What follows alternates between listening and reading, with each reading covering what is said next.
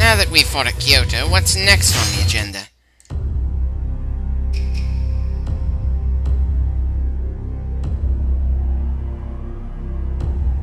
And she's apparently getting those repair funds by selling the swords of everyone she kills. Very awkward, but I suppose that's one way to get money in the middle of a war.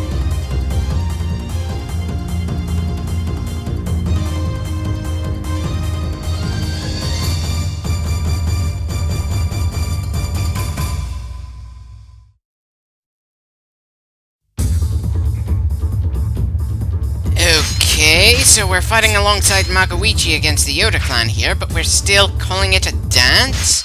We've fought in this area before, but I don't recall fighting with these particular people on either side.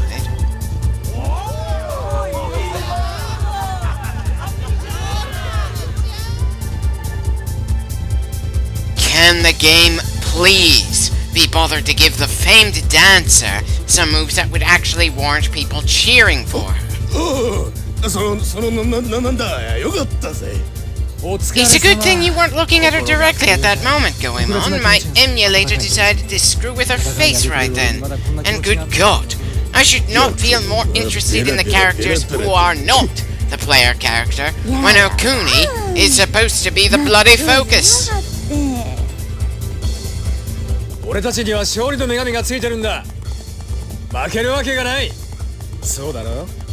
Well, Okuni doesn't seem all that lucky to me. She just feels oddly bland. And now I can't help thinking of Okuni from the Sengoku series. She had a dance-based fighting style and an interesting personality. Whereas this Okuni, who is supposed to be a dancer and not a ninja or any other kind of fighter, swings her umbrella like a club, opens it, then stabs people with it instead of anything that could be considered graceful. And while her personality isn't anything that outright infuriates me, she seems too passive, considering that I mean, just look at the frickin' genre of this game. She takes down dozens, if not hundreds, to get through any given mission. I can't tell if it's my fault or the game's that I can't muster a dance of death joke when talking about the character who is explicitly a dancer.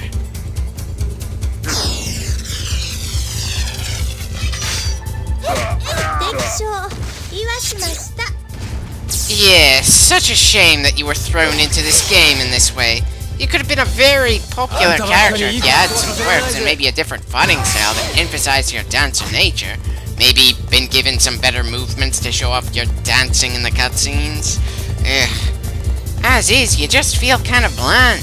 And again, I don't know if it's my fault for being an American who isn't particularly familiar with kabuki theater and might not be interested in it in the first place, and how much is the fault of the game designers for making the character in this particular way. All I can say for sure is that Okuni does not make any appearance in any way, shape, or form in the next game, Samurai Warriors 2. あんたばっかにいい格好はさせられないぜ。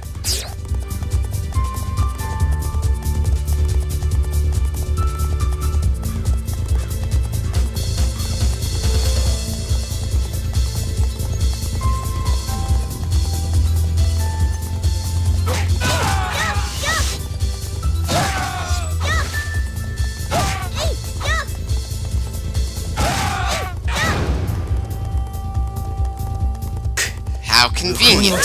He didn't start moving until we were practically on top of him. At this rate, we should be done with this mission in a very short amount of time. Especially since it looks like Nobunaga's quickly run out of officers to throw at us here. Assuming, of course, that more don't show up just out of nowhere. 俺様も負けてられねえぜ。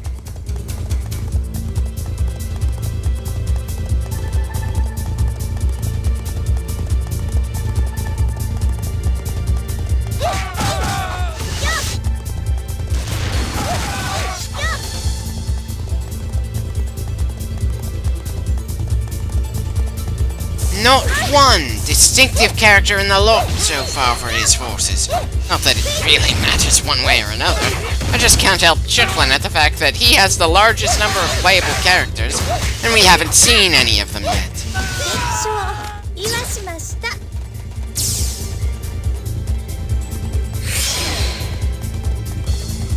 俺様も負けてられねえぜ。 You don't need to catch up. We're literally just a few yards from you. お兄様、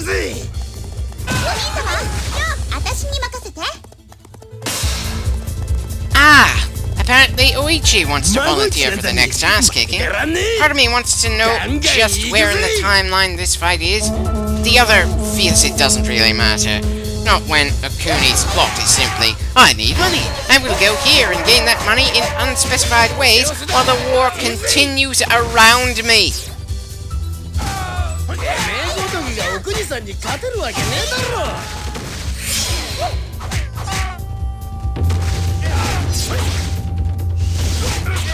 Oh, that's putting it mildly. She was more than just halted, she didn't even get to move an inch in the first place.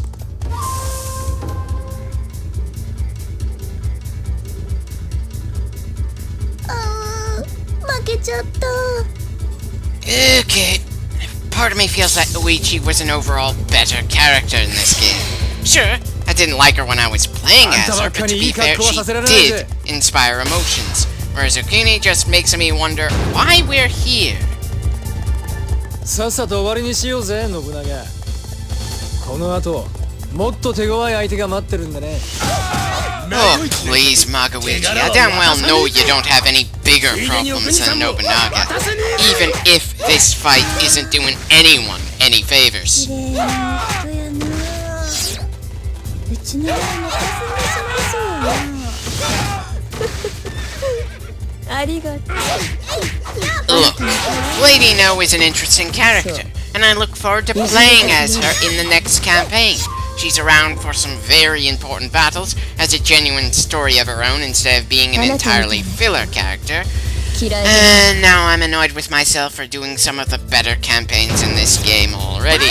Sure, we've still got Lady No and Nobunaga before we move on to the expansion to this game, but we've also got to finish Okuni, play as Goemon, who's probably another joke character, and then finish up the main game with an original character that we can create, which probably won't have the best story. All in all, that is 16 character slots for the main game, with another 4 on the way in the expansion we'll do immediately as we complete the main game. That's a hefty number of characters for a first game in a series. Is it any wonder that I think some of them should have been cut from here? It would still be a pretty full game without Masamune and Okuni at the very least. And I also wouldn't mind losing Oichi and maybe Shingen as well. Hell, 3 of those 4 become better in the next game, with Masamune and Oichi literally becoming unrecognizably different.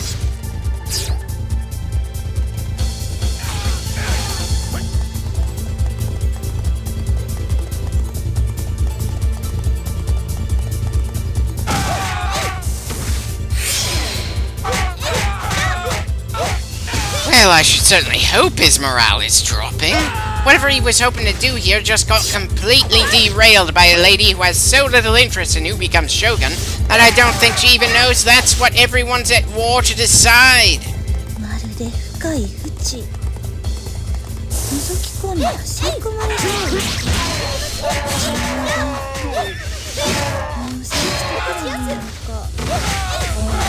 う。Nope. You're not gonna get him to regain his soul by hitting him with an umbrella. He has a long-term, ambitious goal in mind.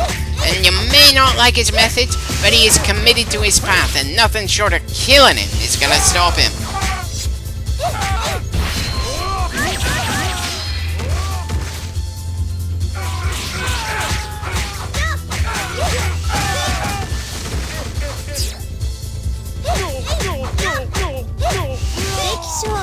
Yeah, that was definitely a short mission that didn't really mean anything, but at least it wasn't a complete rehash of something we've done before. So I suppose that's something.